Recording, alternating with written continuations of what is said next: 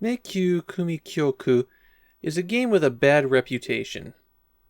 Not in Japan. In Japan it's well regarded. But the US version, Milon's Secret Castle, tends to generate a lot of anger. And I think it's because this is one of those games that doesn't explain itself well. On the other hand, I like Meikyuu Kumikyoku a lot. I wouldn't put it in my top whatever Famicom game list. I just have fun with it. The title translates to Labyrinth Suite, and that's S-U-I-T-E Suite.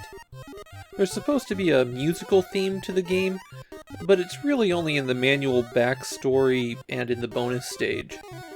In the country of Epsilon, people can communicate just by touching each other, and music is magical. Milon, however, doesn't have those abilities. One day, a witch steals all the musical instruments in the country and kidnaps the princess. And Milon decides to save her. He gets some magic bubbles from a priest and sets out to the witch's castle. To reach the witch, Milon will have to explore the castle and collect 7 crystals.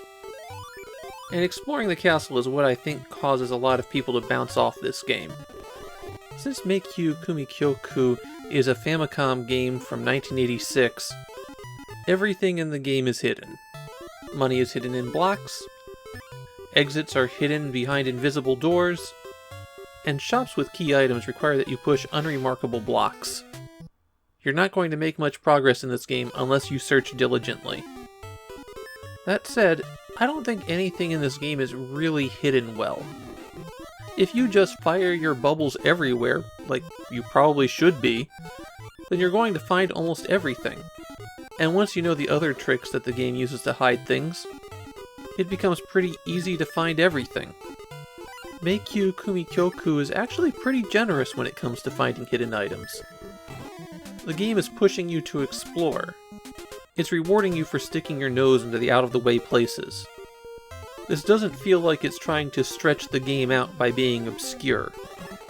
The action in the game is pretty good. Being able to rapid-fire the bubbles helps a lot with that, and Milon's jumping is up to the standard of Super Mario Bros. There isn't a run button, though, so instead Milon just has a lot of momentum as he starts moving.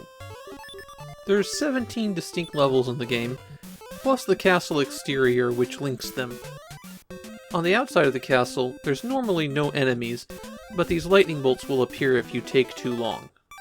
Shoot enough of the lightning bolts and they go away, though.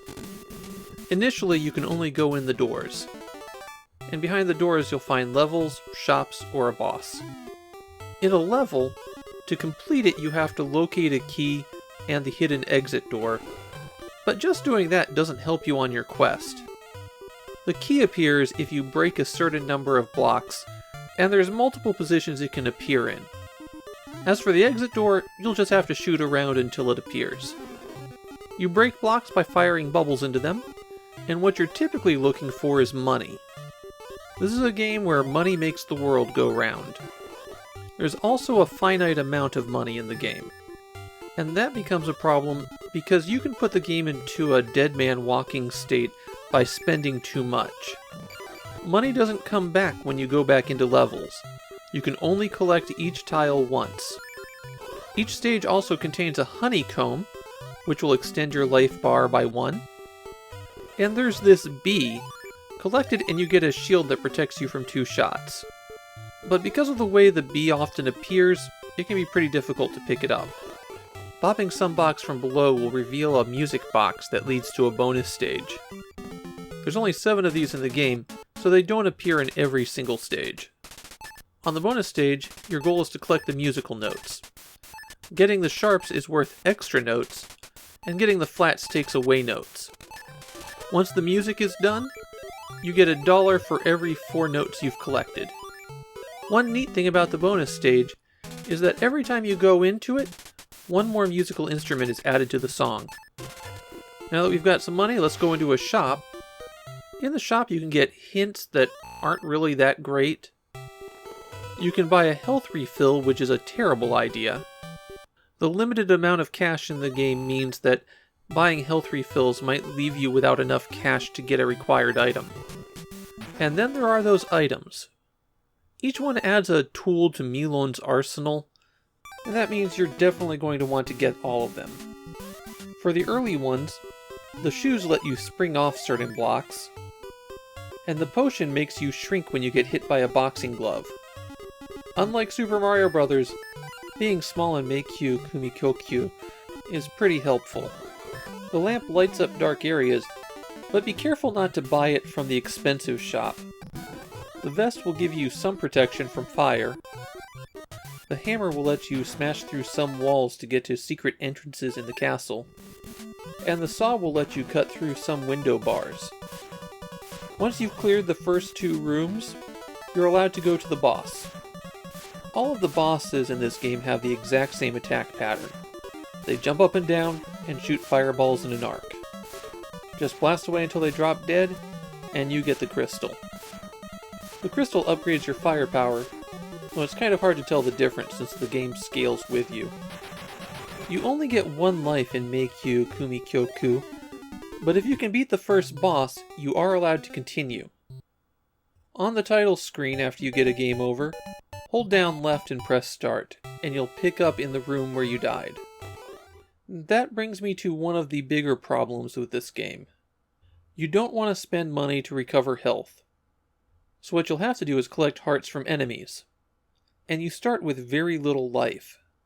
So what that means is that you're going to be spending a lot of time standing in one place and shooting the same enemies over and over again to build up your health bar. Milon doesn't have any invincibility after he gets hit by an enemy, so it's really common to see your health melt away as enemies pound you.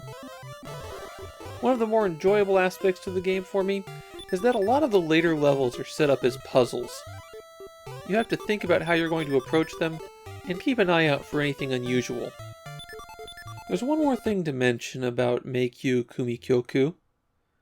On the title screen, there's a number at the top.